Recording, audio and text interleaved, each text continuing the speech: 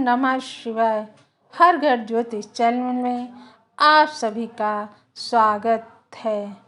सबसे पहले आप हमारे चैनल को सब्सक्राइब, लाइक एवं हमें कमेंट करके अवश्य बताएं कि आपको हमारा चैनल कैसा लगता है।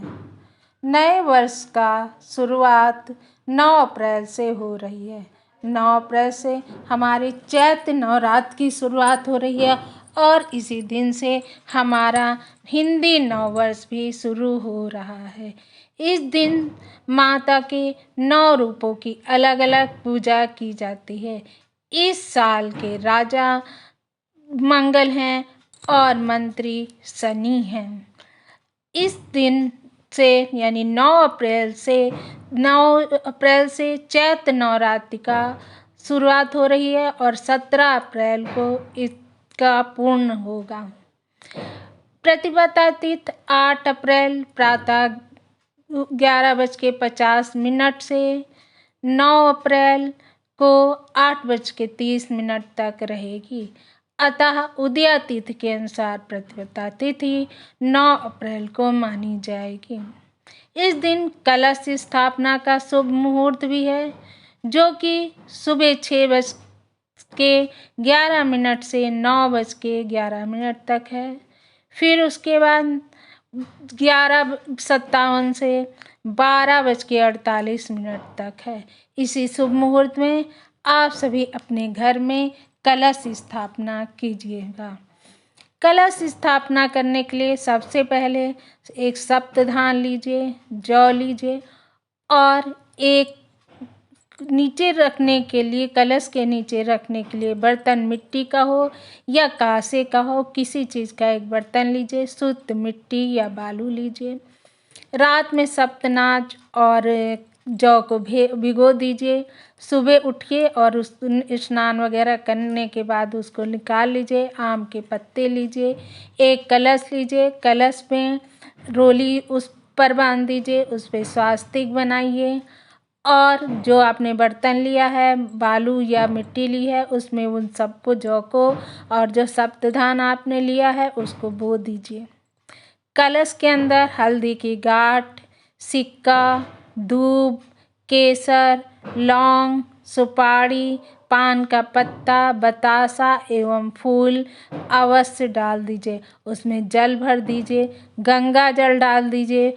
हो सके तो थोड़ा सा गुलाब जल भी उसमें डाल दीजिए। आपको एक नारियल लेना है, उसको लाल कपड़े से लपेटकर उसके ऊपर मौली लपेट दें। नारियल के मुख को अपनी तरफ रखें। नारियल को मौली से लपेटने के बाद उसको कलश के ऊपर रख दीजिए। फिर गणेश जी का आवाहन करिए। माता की मूर्ति लीजिए। अगर आपके पास माता की मूर्ति है तो उसको दूध, दही, शहद, घी से स्नान कराएं। आप चाहें तो उसको गन्ने के रस से भी स्नान करा सकते हैं। फिर माता को लहंगा चोली धारण करवाएं, बिंदी लगावें। माता के सामने सुहाग पिटारा रखें, जिसमें चूड़ी, सुहाग का सारा सामान, मेहंदी, काजल इत्यादि होना चाहिए। माता को एक अच्छी सी चुनरी धारण करवाएं। अगर आपके पास मूर्ति नहीं है, फोटो है, तो फोटो पर गंगा जल या शुद्ध जल को छिड़क कर फोटो को पोंछ लीजिए। उसके बाद फोटो में ही एक लहंगा और चुनरी पहना दीजिए माता जी को। बिंदी, चूड़ी इत्यादि सब माता जी के सामने चढ़ा दीजिए। फल, मिठाई, मेवा इत्यादि भी माता को अर्पण करें। कलश स्थापना कर दीजिए। गणेश गौरी जी का पूजन अवश्य करिए। उसके बाद शंकर जी ने सबसे ज़्यादा जिस पाठ की महिमा बताई है वो पाठ है सिद्ध कुंजिका स्तोत्र। सिद्ध कुंजिका स्तोत्र आपको दुर्गा सप्तशती में अवश्य मिल जाएगा। दुर्गा सप्तशती के सबसे आखिरी में सिद्ध कुंजिका स्तोत्र है। जिसके पास समय कम है वो नवरात्र में सिद्ध कुंजिका स्तोत्र का पाठ करें। सिद्ध कुंजिका स्तोत्र का पाठ अत्यंत कल्याणकारी होता है। इसको पाठ करने से आपके विरोधी शांत हो जाएंगे। कुंजिका स्तोत्र का पाठ जिस घर में कोई नशा कर रहा है व्यक्ति, तो उसके लिए भी इसका जो है पाठ करना चाहिए। काली माता या दुर्गा जी की फ़ोटो को साउथ की तरफ डायरेक्शन, अगर कोई नशा कर रहा है तो उसके लिए साउथ की तरफ डायरेक्शन कर दे। फेस को लाल चंदन का टीका लगाएं, गुड़ का भोग लगाएं।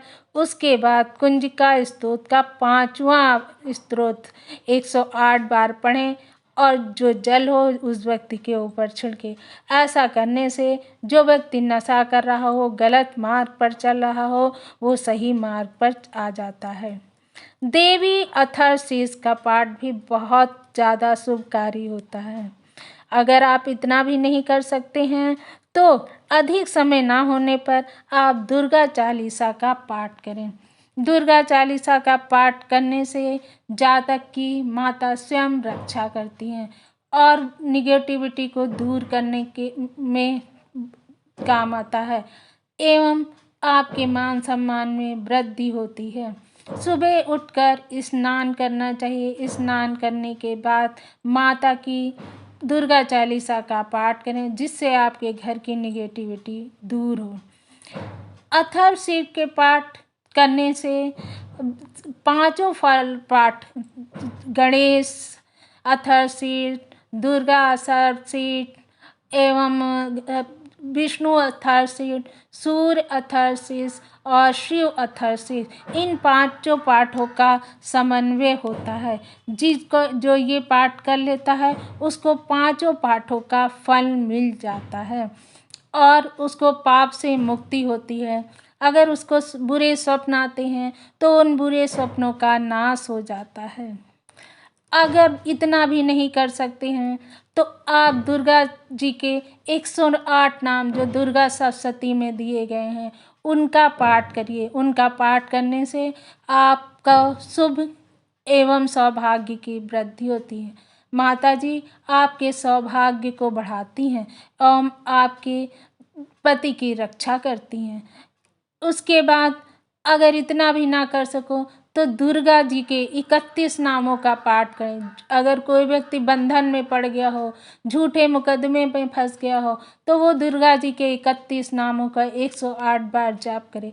ऐसा करने से उसे बंधन से मुक्ति मिल जाती है एवं वो अच्छा जीवन जीने लगता है।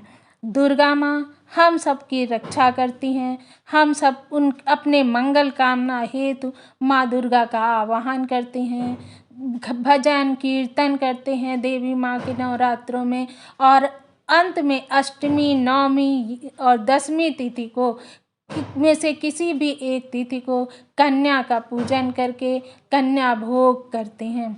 कन्या भोग करने के बाद कन्याओं को कुछ भी दान में देना चाहिए। उन्हें एक वस्त्र जैसे एक रुमाल होता है कभी दान नहीं देना चाहिए। कन्याओं को आप चॉकलेट है, मिठाई है, फल है, भोजन है इत्यादि दे सकते हैं और उन्हें दक्षिणा अवश्य देना चाहिए और कन्याओं से आशीर्वाद लेना चाहिए।